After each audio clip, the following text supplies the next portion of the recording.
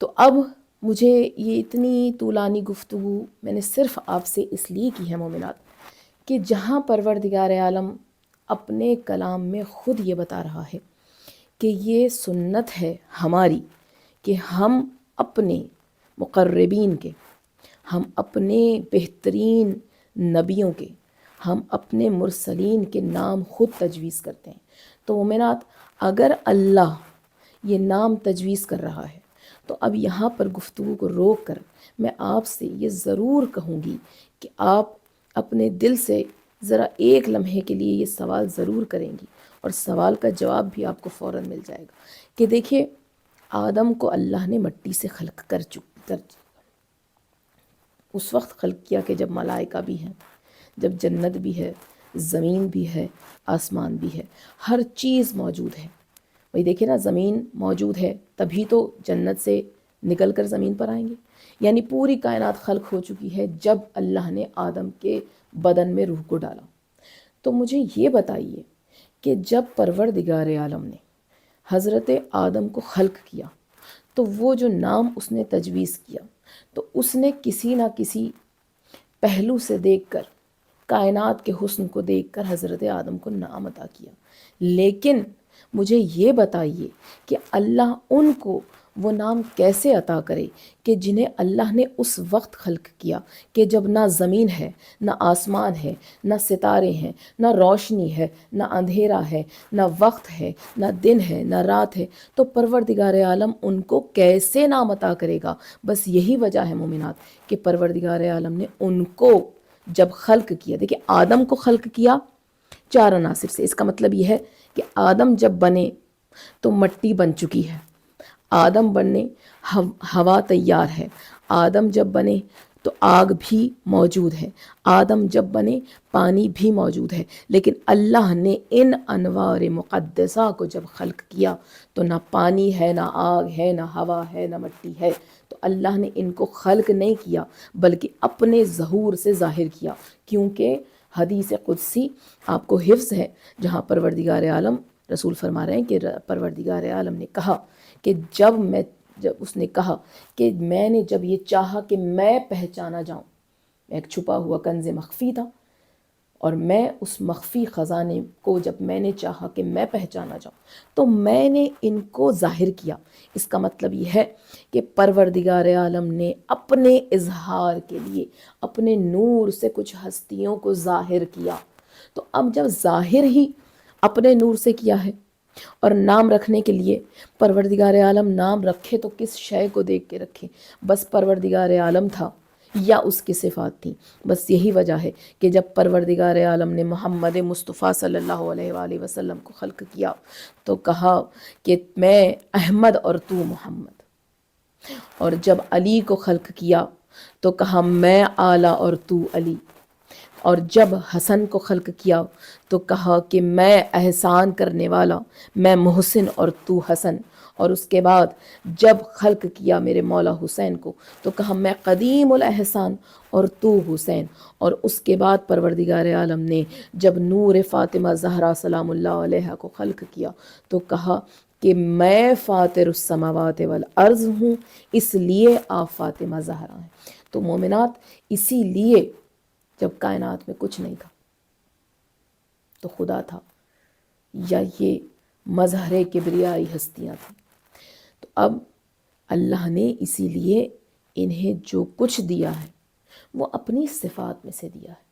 بلکہ اگر میں یہ کہوں کہ صفات میں سے نہیں، بلکہ اپنی صفات ان کو عطا کی ہیں. تاکہ کیوں؟ اس لیے کہ کبھی آپ یہ غور کیجئے کہ پروردگار عالم یہ کہہ رہا ہے کہ میں چاہتا ہوں کہ میرا اظہار ہو، تو اظہار ہوگا کیسے؟ جب تک کہ تمام صفات کا مجموعہ کسی کو بنایا نہیں جائے گا. دیکھیے، اگر وہ رحیم ہے اور اس نے جس کو بنایا ہے اس میں ساری صفات ہوں، اور رحم نہ ہو تو پھر کیسے اظہار ہوگا؟ نہیں، اس لیے اللہ نے کل کی کل صفات الہیہ ان ہستیوں میں کے دامن میں بھرنے کے بعد ان کو اس کرۂ ارض پر بھیجا کہ اگر تمہیں سمجھنا ہے کہ میں کون ہوں تو پھر تم ان ہستیوں کو پہچانو. کیوں؟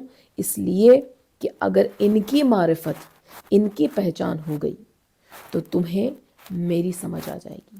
اور میں بات کو مختصر کرتے ہوئے اور انشاءاللہ اگلی گفتگو میں اسی گفتگو، کیونکہ ناموں سے آغاز ہوا ہے اور ہم ناموں پر ہی آگے بڑھیں گے، اسی گفتگو کو آگے بڑھاتے ہوئے میں بس آپ کے سامنے آخری حجت خدا حضرت قائم آل محمد اللہم صلی علی محمد وآل محمد وعجل فرجہم اجمعین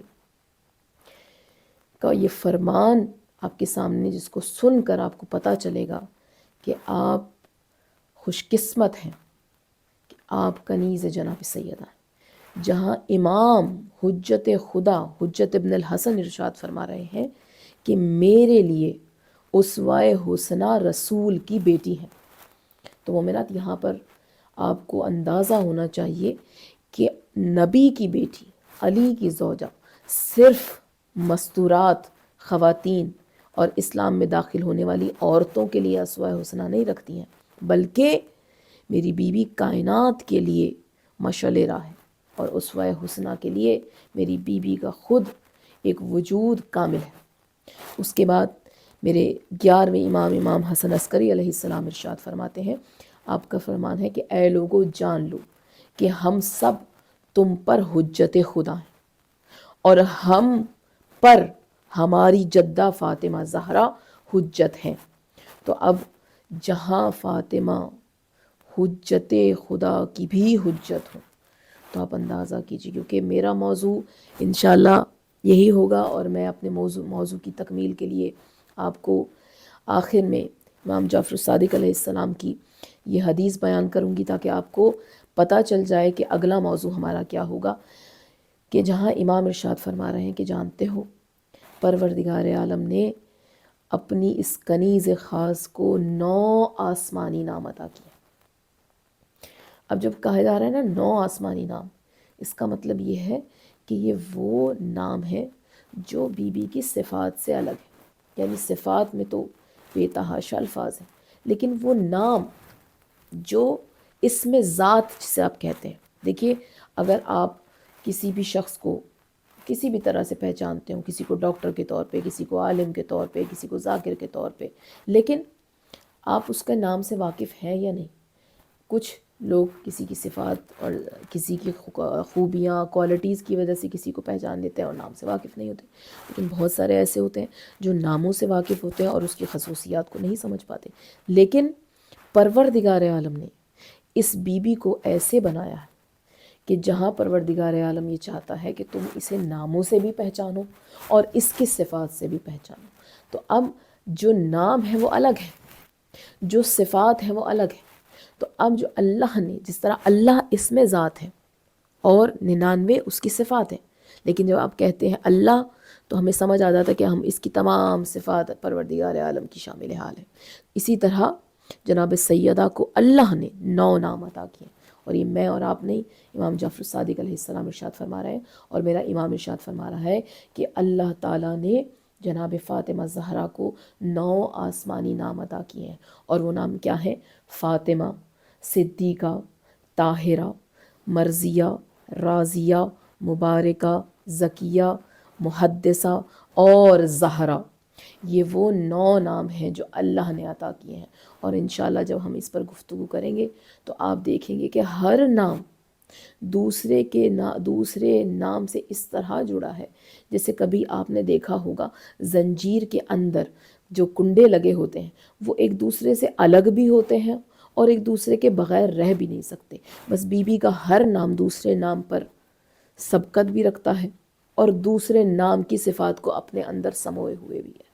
انشاءاللہ آگے آنے والی گفتگو میں ہم بی بی کے ناموں سے، یہیں تمہیدی گفتگو تھی، انشاءاللہ اب جو ہم گفتگو کریں گے وہ ایک ایک کر کے سیدہ کے 9 ناموں پر گفتگو ہوگی.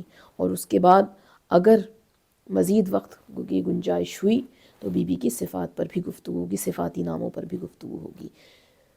ربنا تقبل منا انک انت السمیع العلیم برحمتک یا ارحم الراحمین. بر محمد و آل محمد صلوات اللہم صلی علی محمد.